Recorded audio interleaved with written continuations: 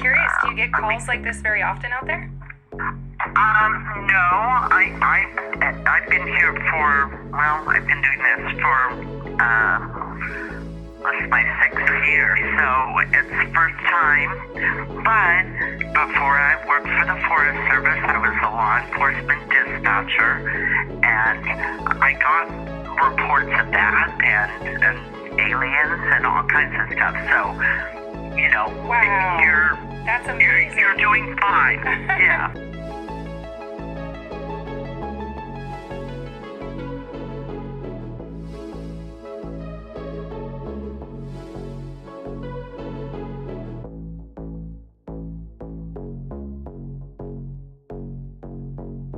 Hello, everybody, and welcome back to another episode of Bigfoot Bites. This one is juicy. I want to dive deep into a subject that's been at the center of my research and investigations for the last 4 years. As many of you know, I've had my own experiences with Bigfoot, 3 encounters, all with witnesses, and even audio recordings to back them up. These encounters are real. I'm not here to convince you. I'm here to tell you what happened and where my research has led me. And let me tell you, this rabbit hole goes much deeper than any of us ever could have imagined. I've spent years investigating Bigfoot, approaching it as a flesh and blood creature, something akin to a gorilla or a chimpanzee. And my experiences, and those of countless others across the country, have always felt genuine. But over time, as I dug deeper into the involvement of our national parks, I began to notice something strange. You see, it all started when I began submitting Freedom of Information Act requests, asking for any documentation the government might have about Bigfoot. What I got back was absurd.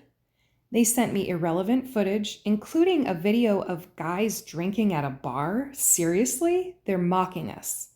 These FOIA requests are supposed to hold government agencies accountable, but they clearly have no intention of taking Bigfoot seriously. The evidence of this cover-up is so blatant, it's almost insulting. But as I started looking deeper into the budgets of the national parks, things took a darker turn. Did you know that our national parks are missing billions of dollars? And this isn't just about financial mismanagement. I mean, something bigger is at play. The national park's primary responsibility is to protect both wildlife and visitors. Yet when it comes to Bigfoot, they won't even acknowledge the creature's existence. And it's not because they don't believe, it's because they can't talk about it. Why? Because Bigfoot is classified. Yes, you heard that right. Bigfoot is classified. And not just to avoid lawsuits like I thought.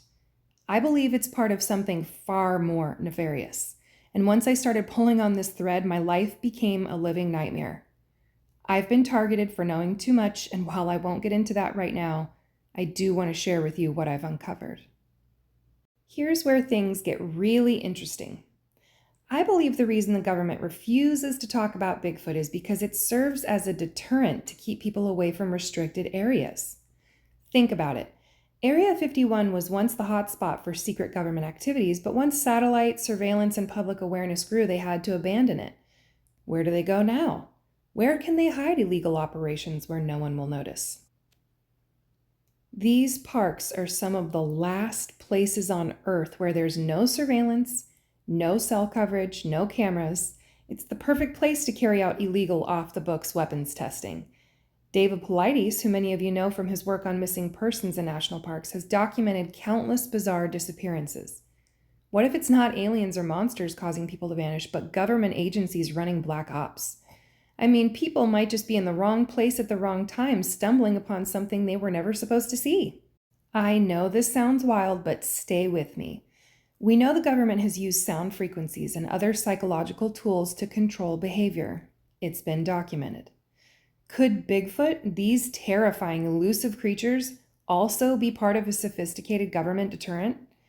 Something designed to scare people away from restricted areas where illegal activities are taking place. I mean, think about it. How often does Bigfoot seem to just disappear, or is blurry, or slips into another dimension? I mean, these encounters sometimes involve strange, unnatural phenomena. What if it's not just Bigfoot's natural behavior, but the result of sophisticated technology, holograms, or frequency-based deterrents? So there's actually a term for this kind of holographic projection technology. It's called Pepper's ghost. It's been used for decades to create the illusion of solid objects. What if Bigfoot sightings that seem unreal, where people describe the creature as blurry or disappearing, are actually the result of Pepper's ghost? A technology designed to keep people away? Sounds far-fetched, but the more you dig, the more plausible it becomes. Look, I know this is a lot to take in, but stay with me because the evidence is there. The missing billions, the FOIA roadblocks, the national park's refusal to even acknowledge Bigfoot, and the bizarre disappearances. I truly believe that the national parks are the new Area 51, places where illegal, secretive government operations are being carried out, and Bigfoot is just part of the cover. Think about it. Why else would they go to such great lengths to silence people like me? I'm shadow banned into oblivion. But this is far bigger than me or Bigfoot. This is about control. It's about secrecy and about a government that's willing to do anything to keep its operations hidden. And by gone it, we've had it. We're tired of it. Now, before I go deeper into my theory about Bigfoot in the national parks, let me add something that's been circling in the background of wilderness exploration for a while, but rarely ever gets talked about.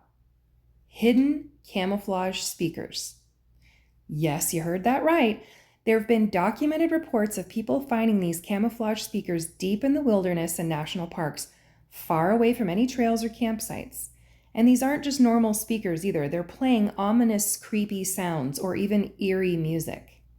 Imagine being miles away from civilization and stumbling upon a speaker hidden in the brush, blasting terrifying, unnatural sounds. Now, these reports are hard to come by, and while the original videos are buried on the internet, they do exist. And what's even more compelling is that these speakers seem to be strategically placed in locations where people aren't meant to venture. It almost feels like the first attempt at scaring people away from certain areas, and maybe it worked for some, but as you can imagine, it wasn't enough. It was cheap, and the impact wasn't nearly as strong as the government probably hoped. After all, when you hear something creepy in the woods, a curious person like myself would keep investigating, right? So what do you do when cheap tricks don't cut it? You upgrade. Enter what I believe is the use of Pepper's ghost holograms, the technology used to create the illusion of a real physical creature. Think of the Haunted Mansion at Disney. It's not that hard to achieve the same concept on a larger scale with modern tech, especially in remote areas where no one would expect to see something so sophisticated. I truly believe that these camouflage speakers are part of the puzzle. They're used to blast the classic Sasquatch roars and screams, and maybe even infrasound, that many witnesses report hearing and feeling. Combine that with advanced holographic tech, and you've got a foolproof method of keeping people out of restricted, high-security areas. Oh shit, that's back where we were. Shh.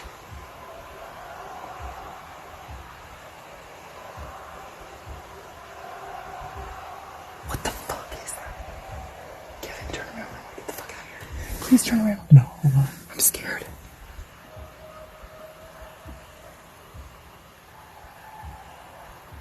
Is that someone being killed?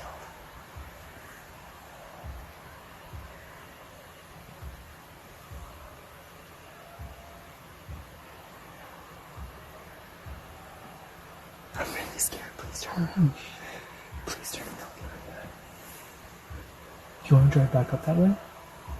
Please turn around. Please, I'm scared. I'm about to start crying. Please, Kevin. Please, please, please. I'm scared. That sounds like someone being eaten by a grizzly. Dude, Please turn around. Please turn around. Please turn around. Oh my god, I'm scared. They sound close. That sounds like someone being eaten by a fucking bear. I told you this road was heebie-jeebie. That sounds like someone being eaten by a fucking cougar. Uh-oh, it's beeping like someone behind me. Oh my god, I'm scared. Oh my god. Hold on, dude, that was loud. Go, Kevin, please go, please. Oh my god. That sounded like it was out on the main road, dude. No, it sounds like it's up in the hills. I'm really scared. I told you this road's heebie-jeebie, bro. Thank you for turning around. That was a human screaming. That would sound like a human screaming bloody murder, and I felt like I heard pounding or maybe like beating or something. Did you hear that? Someone probably went missing this weekend. It's a fucking Yeti plugging them right out. Ooh, I need to calm down. That sound like blood-curdling screams. Screaming. Like, that was a human screaming. Should we call 911? no. Oh my god, I'm so scared. Oh god, please get us out of here. That was way out there. Please get us out of here. I felt like it sounded close. Oh god. I feel like that's a good Please God. miles away. Please God, keep us safe. Please God, keep us safe. Please God, keep us safe. But again, this isn't just a theory. I'm not just pulling this out of thin air. People are actually finding these speakers, and the sounds they're playing are no joke.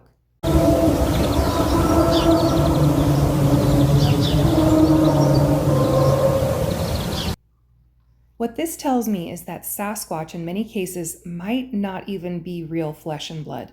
Some encounters could be manufactured experiences using a combination of sound frequency manipulation and visual tricks. And this would explain why so many witnesses describe bizarre encounters where Bigfoot seems to blur or disappear. They're not seeing a flesh and blood creature, they're seeing a projection. This is why it's critical to dig deeper and connect the dots. The national parks are the perfect cover for this kind of operation. These vast, remote, and often unsupervised lands make for ideal testing grounds. And Kevin and I found firsthand just how often they shut the roads down, gate them off, and close them off. Even though they're public lands and we're supposed to have access to them, they're completely restricted. And I'm guessing it's for whatever projects are going on out there. And while the camouflage speakers might have been an early tactic, it seems clear that they've moved on to more sophisticated means of deterrence. Now, many of you are familiar with the secrecy and bizarre deterrent tactics used around Area 51, right? If you're not, let me tell you. There's strange disembodied voices and camouflage surveillance equipment, and even reports of low-frequency sound waves designed to create fear and unease. In the early 2000s, people around Area 51 reported hearing ominous sounds without seeing a source. Sound familiar? Just like the hidden speakers, blaring mechanical noises or mysterious warnings coming out of thin air, these were classic deterrent tactics used to keep people away from restricted zones. And it's not surprising to see something similar happening now in our national parks. In fact, people have found camouflage speakers deep in the wilderness playing scary, eerie sounds like a low-budget attempt to scare people away. But here's the one thing, that just like Area 51 tricks evolved into something more sophisticated with time, I believe the national parks have also upgraded their deterrence. What started as little speakers evolved into something more sinister. I'm not just speculating either. There's mounting evidence that the government uses advanced psychological tactics to keep people away from restricted areas. I truly believe that Bigfoot is part of this type of cover-up. My research has taken a sharp turn from studying Bigfoot as a living, breathing creature to uncovering what I believe is a massive cover-up involving the national parks.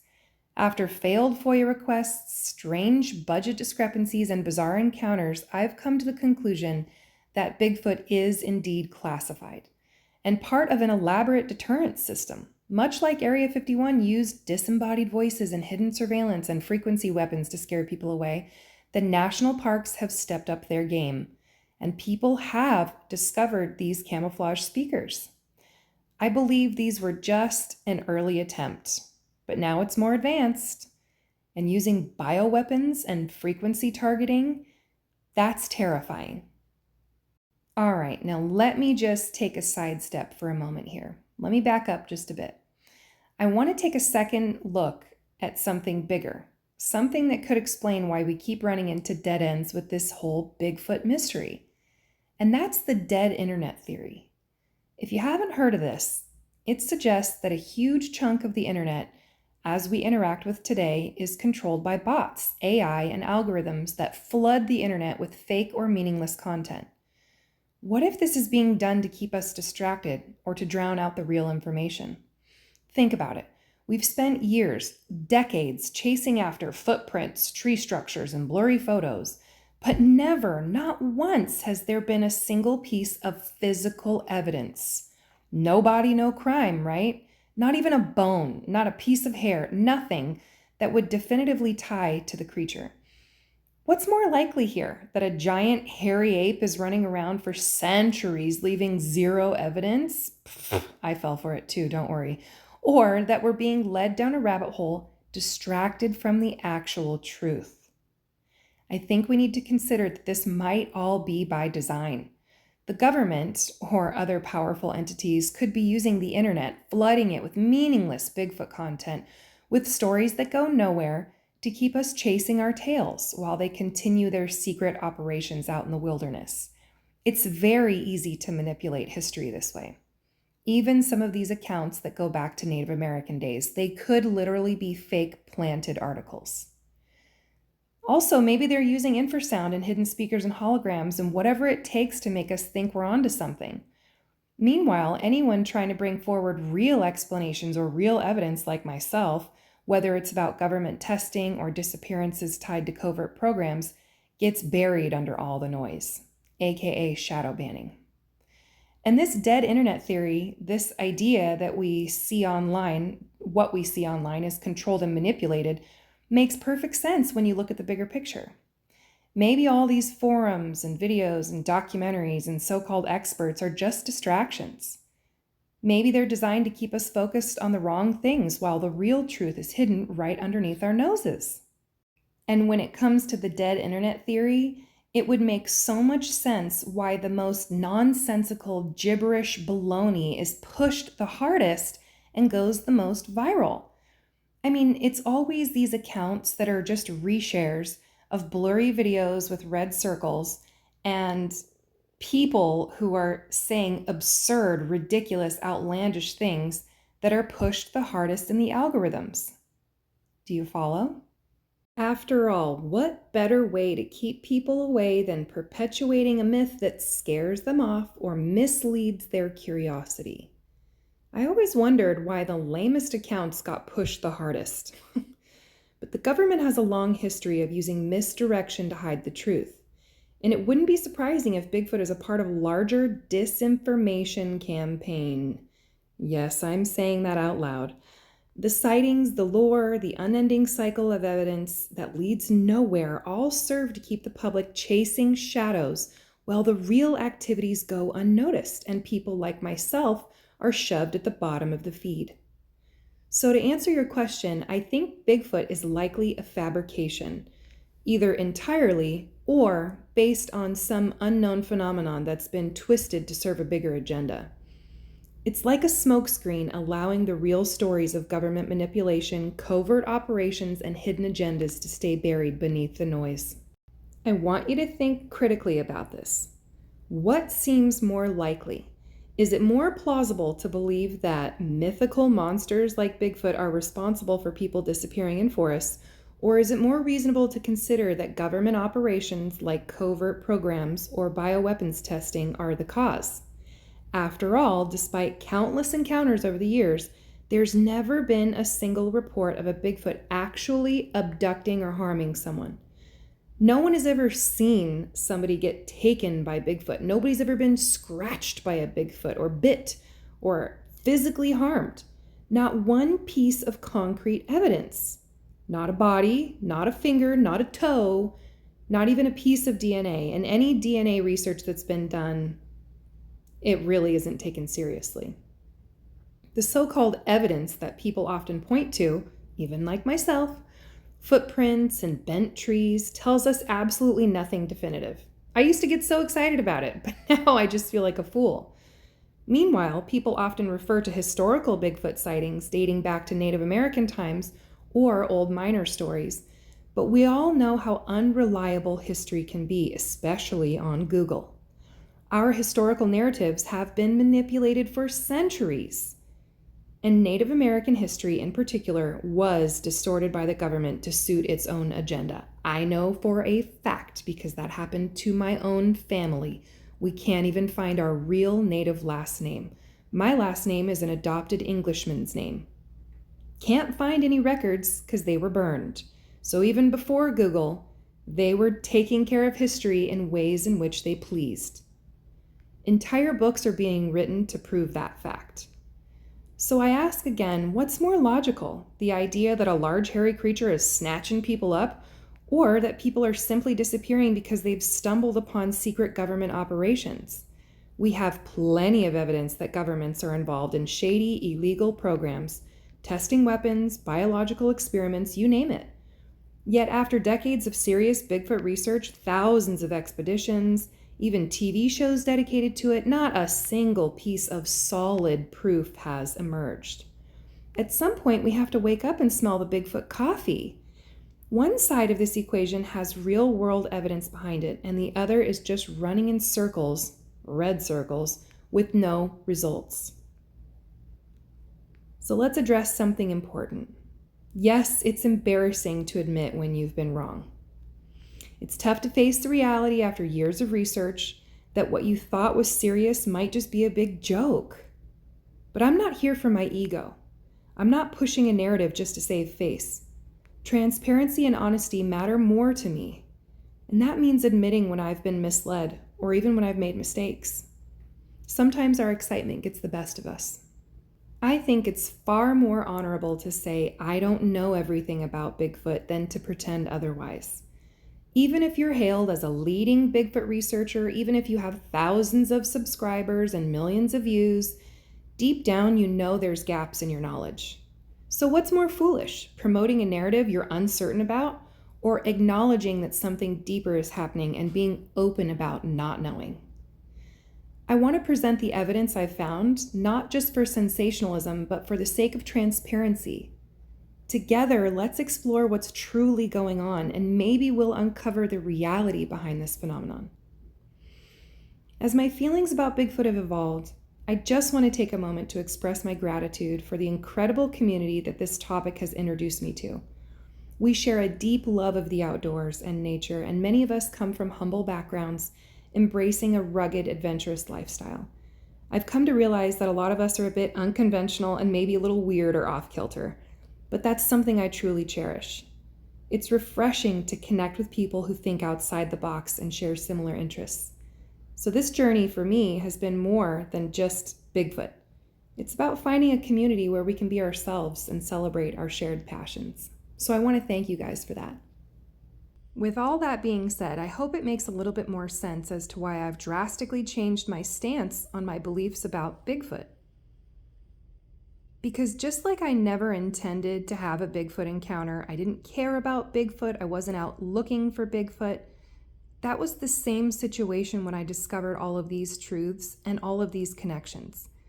Originally, I was very focused on the actual living, breathing creature itself, but that led me down a rabbit hole because I was doing research with the national parks, calling Fish and Wildlife, calling park services, making hundreds of phone calls, and finding that they were absolutely clueless themselves and or just couldn't talk about it. And that's because this goes way above their pay grade. This is something that is a backdoor black ops situation that's totally classified and completely can't be talked about. So it definitely would make sense that the person answering the phones would have no clue about it. We're talking CIA operative information here.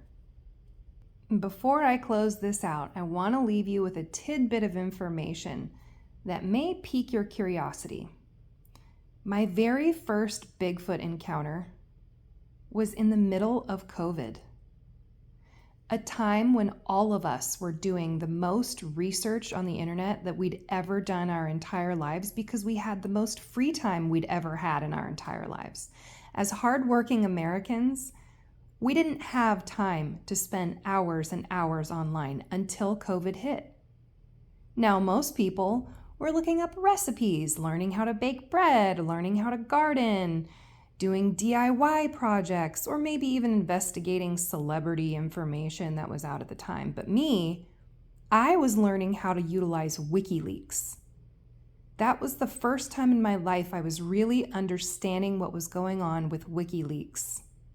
And when I was going really hard and really far into the research, all of a sudden I was hit with Bigfoot. Bet your bottom dollar that once I had a mythical monkey whoop at me in the middle of California, in Placerville, California, I halted all previous research and I went hard into the Bigfoot world. What a great distraction, So I want to leave you with this question, and I want you to think introspectively. What were you researching online when you had your Bigfoot encounter? Maybe we can find a connection here. Please stay tuned in my next episode where I talk about what could be going on with actual flesh and blood abominations, aka Bigfoot. Are some of them real encounters with a real being? If so, I do think we need to dive into that. And thank you for chewing on this episode with me.